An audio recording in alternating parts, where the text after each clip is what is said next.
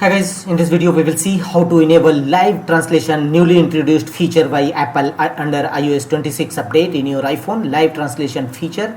You can now see instant translations without breaking the flow of your conversation. This works in Messages app. Open Messages app in your iPhone and go to any message conversation which you want to translate or read. This is an important feature working on iPhone 15 and above under iOS 26 update.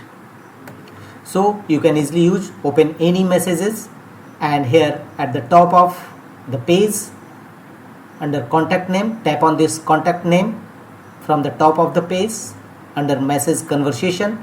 Here you will find the option automatically translate.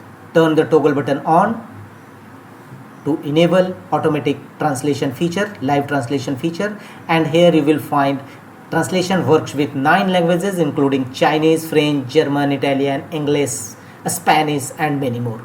So simply download the language file having size 900 MB. So download the language file and you can easily use live translation feature on your iPhone under iOS 26 update.